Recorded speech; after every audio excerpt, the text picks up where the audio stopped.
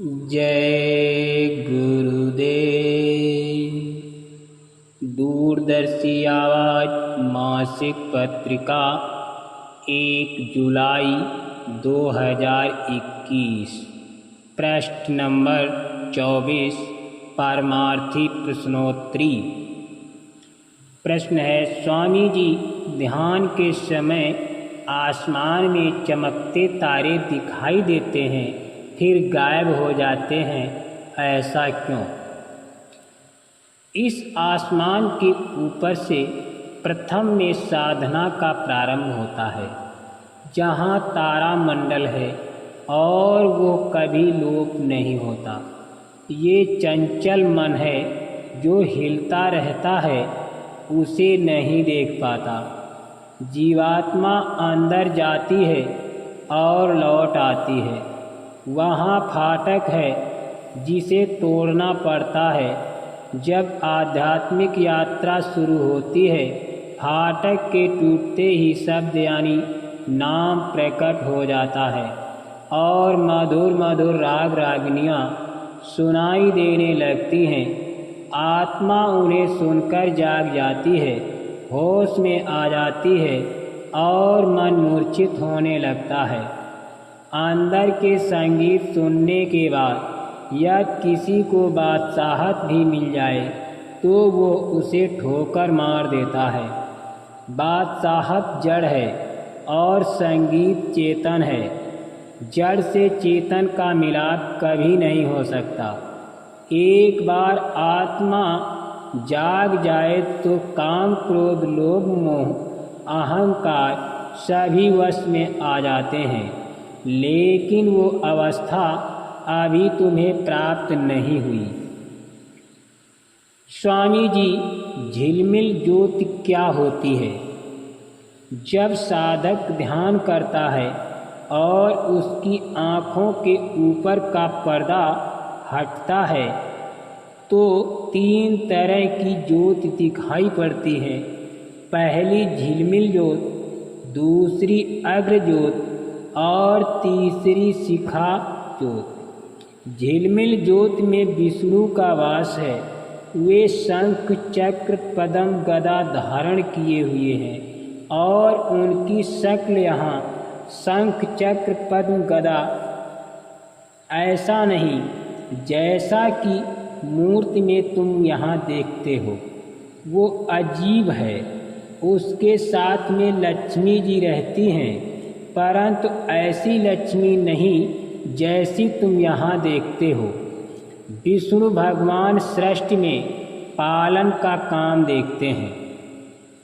अग्र ज्योति में ब्रह्मा जी यानी चतुरानन स्वरूप में दिखाई देते हैं। उनका स्वरूप भी यहाँ जैसा नहीं जो दिखाया जाता है। उनके साथ सावित्री रहती हैं, ब्रह्म उत्पत्ति का कार्य करती हैं। शिखा ज्योति में शिव जी का दर्शन होता है। जटा जूट के साथ अजीब सुंदर सूरत वहाँ दिखाई पड़ती है। शिव जी प्रलय यानी संहार का काम करते हैं। उनके साथ पार्वती हैं। ये वो पार्वती नहीं जो यहाँ मृत्युलोक में आई थी। इन सब के ऊपर चौथी ज्योति है। वो ज्योति इन तीनों देवताओं की माता, जिन्हें आद्या महाशक्ति कहते हैं। इसी ज्योति में उनका दर्शन होता है। चाहे विष्णु को पाना हो या ब्रह्म या शिव को पाना हो, दिव्य चक्षु शिव नेत्र का खुलना आवश्यक है। इस आँख के खुलने पर किसी भी देवी देवता के दर्शन हो सकते हैं। जीवात्मा इस शरीर में दोनों आँखों के पीछे बैठी है। उसमें एक आँख है जिसे तीसरी आँख कहते हैं। वो चेतन है। चेतन आँख से ही देवी देवता या परमात्मा का दर्शन किया जाता है। स्वामी जी, मरने के बाद आत्मा किस तरह शरीर से खिंचती है? जिस तरह से आत्मा शरीर में आती है उसी तरह से वापस जाती है। जीवात्मा दोनों आँखों के पीछे तीसरे तिल में ठहरी है। ये सूर्य की तरह है। तीसरे तिल में इसकी किरणें नाभि से टकराकर सारे शरीर में फैलती हैं और सारे शरीर को जीवन देती हैं। मौत के वक्त आत्मा की किरणें सिमटकर नाभि में एकत्र होती हैं। उस समय नाड़ी छूटने लगती है। वो घबराहट का समय होता है। ऊपर में 3 रास्ते हैं। सतगुरु दाईं तरफ सफ़ेद स्थान पर बैठक रखते हैं। काल बाईं तरफ श्याम स्थान पर खड़ा रहता है और आत्मा को बीच रास्ते में जाना पड़ता है। सत्संगी की रूह को सतगुरु बाईं ओर जाने के पहले ही संभाल लेते हैं और काल के हवाले नहीं होने देते। जीवात्मा सतगुरु के पीछे पीछे खींची चली जाती है। अगर उसकी इच्छा दुनिया में है तो ऊंचे स्थानों पर नहीं जा सकती। यदि जीवात्मा की इच्छा दुनिया में नहीं है फिर वो उड़ती चली जाएगी।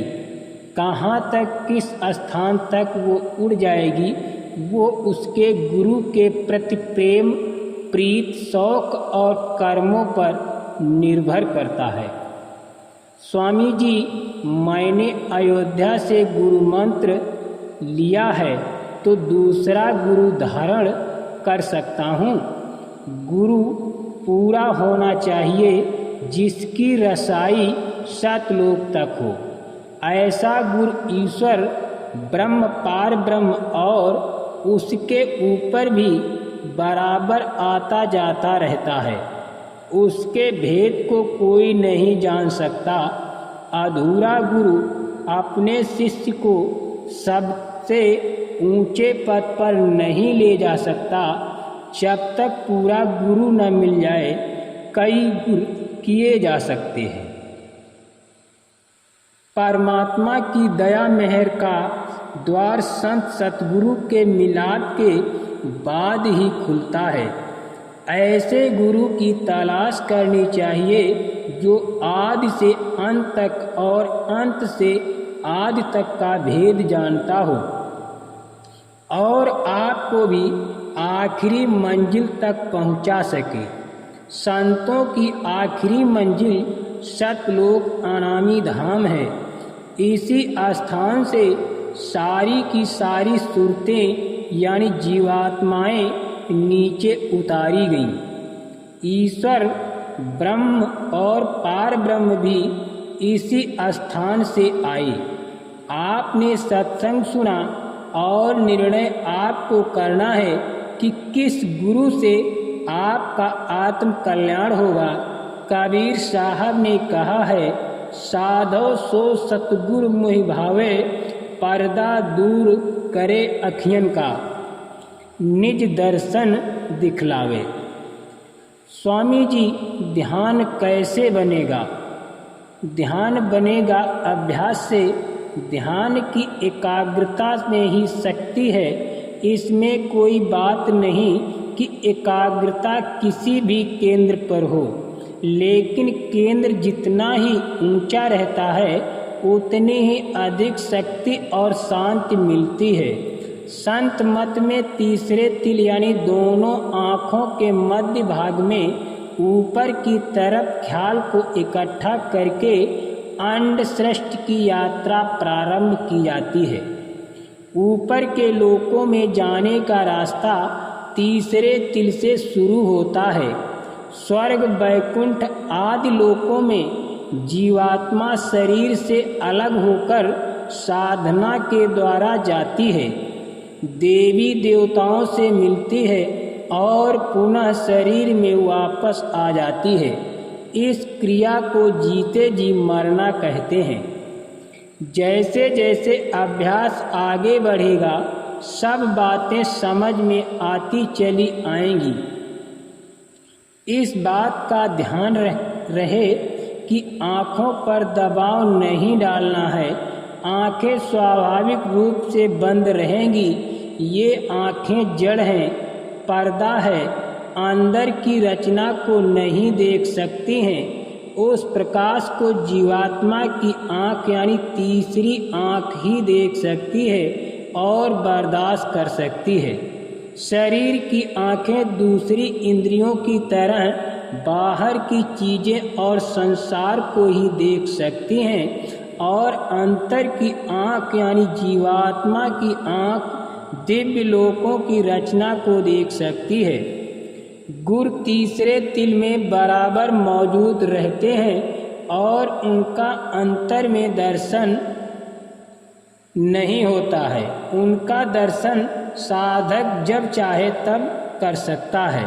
रूप वही है जो शरीर का है, परंतु अंतर में दिव्य रूप है जो अत्यधिक प्रकाशमान है। कृष्ण भगवान ने अपना दिव्य रूप जब अर्जुन को दिखाया था तो वो चिल्ला पड़ा था, ये कहकर कि इतना प्रकाश है कि बर्दाश्त नहीं होता। दया को संभाल पाना जीव के बस की बात नहीं, गुरु कृपा से ही संभव है। इंद्रियों के भोगों को तिलांजलि दे दो, तब काल कर्म से छुटकारा होगा। जय गुरुदेव।